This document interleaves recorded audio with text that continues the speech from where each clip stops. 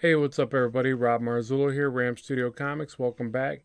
In today's video, I want to show you how to block out a cover design. Not that this is the only way that you could do it, but just the way that I would approach it. So I've got my template here. If you follow the channel, you can get this on my DeviantArt or whatever if you want this particular template. So basically, when blocking out a cover piece, the things that I think about, some of the simplistic or the basic things that you need to get out of the way are, where exactly everything is going to fall. So you need to have, your space set up for your,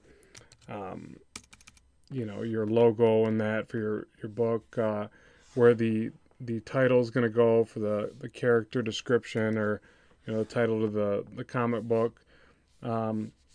Sometimes there's a UPC code. Where is that sucker? Is it down here? So this is all going to be dependent on who you use for your printing, what your end result are. So this is just, basic. You're going to have to get this based on whatever where you're taking your comic.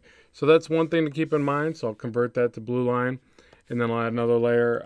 The next thing would just be, really how you're going to stage your artwork. So what kind of piece is this?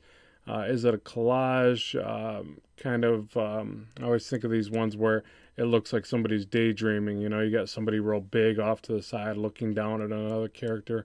So, you might have this ominous presence or whatever where he's kind of blocking some of the title and he's looking down, villainously at the hero or whatever. Maybe like hands, like he's getting ready to grip the character.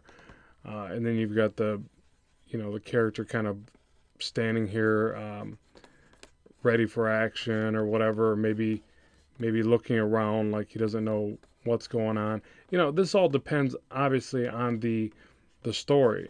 So what you're going to draw here is obviously a direct correlation with what's going on in the story and how do you want to convey a certain part of that story.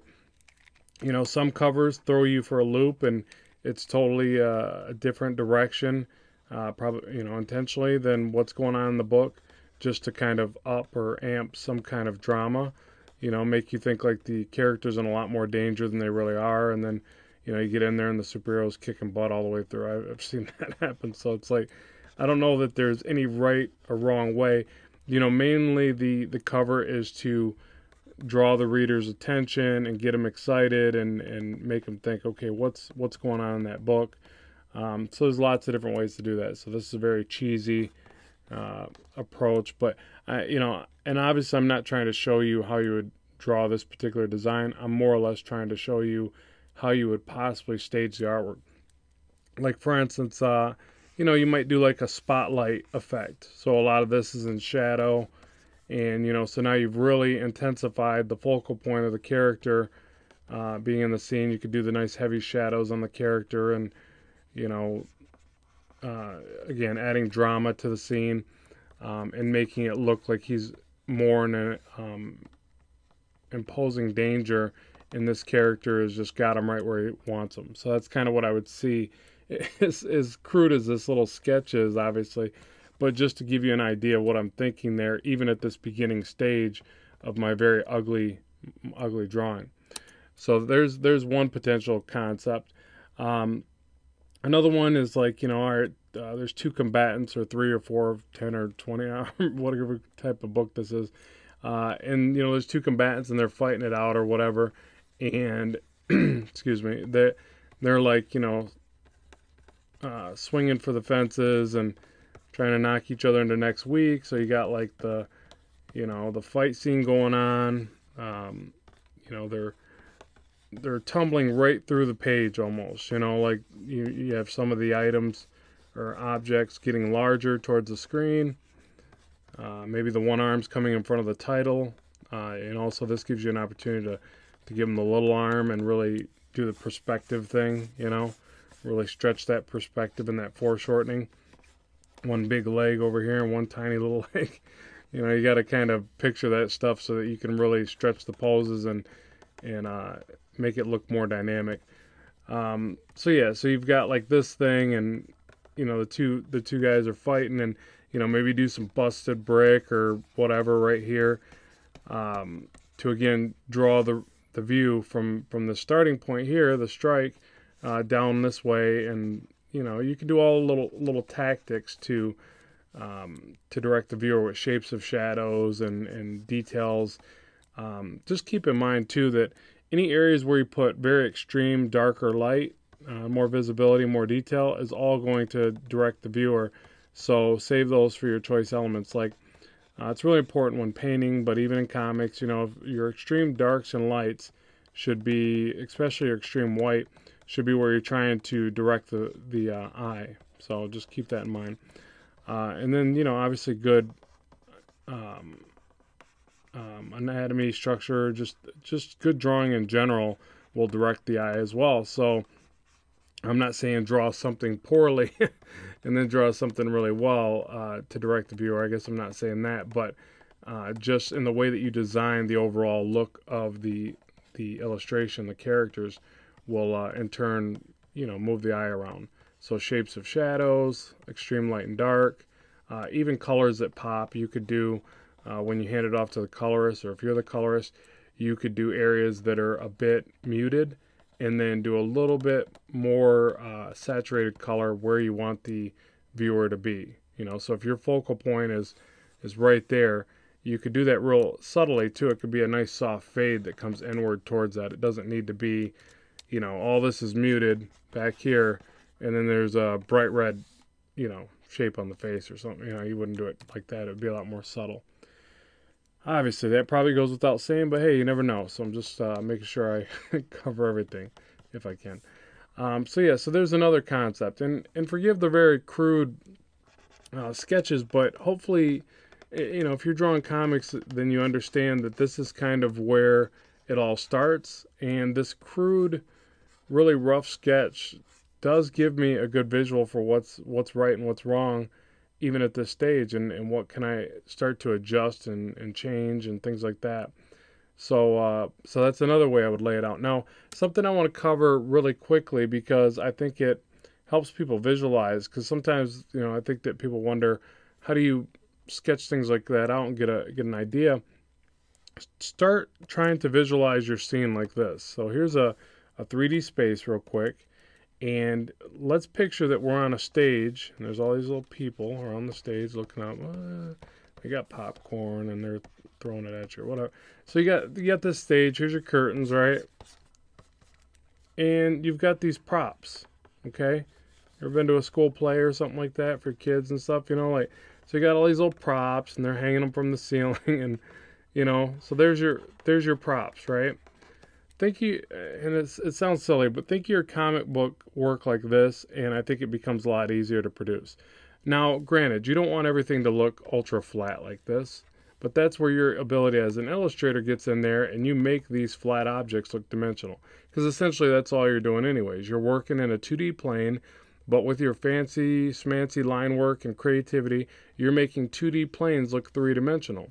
So it's the same concept, really. So if you start breaking down your scenes in an easy to digest way like this, and then obviously making them look a lot cooler than these flat objects, you'll start to stage your artwork a little bit easier. So I just wanted to explain that really quickly. Forgive again my little ugly scribble there, but that's the idea. Even when I'm working, say like on a cover piece like this, and I'm thinking about the elements that go into it, that's how I'm staging it. I've got like, say, a background piece of some rocks or something, and at first it's going to look really flat, but then when I get in there and I start defining the light source and the texturing and the overlapping objects, and then it all starts to make sense and gets a little more interesting to look at. So that's how you work through it. Everything will start relatively flat, but then you start thinking about, okay, this information recedes back into space here. I got to watch for what I put up here because of the title. Maybe I'll just do some sweeping, cloud lines or whatever.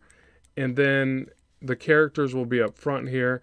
Maybe this is a shot where it's a lone character walking, it's a Western comic or something. He's a lone character walking through the desert, beaten and battered and bruised, and, he might not make it because obviously, he's on his last leg here and he's walking through the abyss of the desert or whatever, so So you start to convey that with all this, and then you start to, and you show that in his posture. Obviously, he's like weathered and beat down, and his head's, tilted down, and he's looking at the ground because he can barely take the next step. Whatever, you're working this out in your mind as you go. You can have the clothes torn, all that. And then as far as creating depth in the scene, you've got the way that you do the rock formations. Everything's scalable by size in relation to something else. And then you've got, some little cactuses or whatever off to the distance. You've got the sun setting, which also is kind of, signifies that, it's kind of how do you say it? It's kind of a metaphoric way to say that, he might not make it, the sun's setting, day's over. I don't know. But anyways, and then your size relation, maybe you do a cactus or some rocks up closer. Maybe a little critter. It looks like he's getting ready to get a tasty treat. You could do a vulture back here, whatever. So that's how you do it. And then size relation, you could do something. It's always nice to do something up close. You're not going to see a whole lot of trees in a desert setting, so it'd probably be another rock formation, maybe a little scorpion right here, whatever. And little things like that are nice too because I don't know how to draw a scorpion. I'd have to look at a picture for that one. But basically they help you to, paint that picture a little bit better, give a few more details to the viewer, which shows them you put a little thought into your scene, and but just break it down very, very basically, very, very, picture all these as flat objects at first.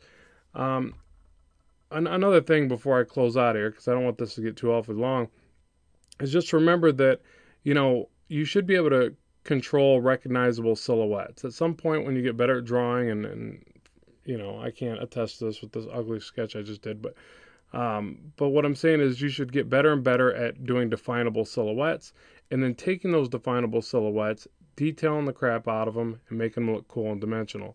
That's, think about it. A lot of painters, they start off and they just paint big shapes. They block it in and they work into the details.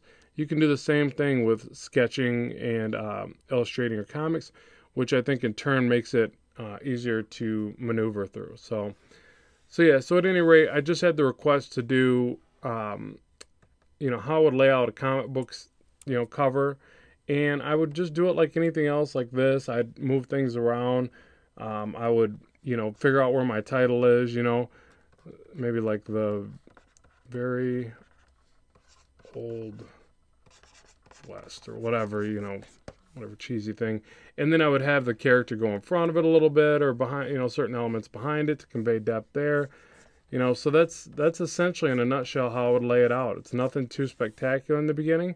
The fun, the intense part, or the part that makes it look cool, is all the detail work afterwards. But that's all going to be, depending on how your style is and what you're going after. That's all other things like lighting and rendering and all that good stuff, which, obviously I have videos on that on this channel as well.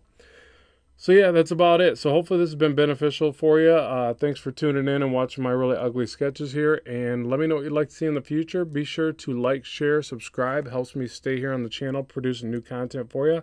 And as always, I thank you for stopping by. Keep drawing, keep having fun, and bye for now.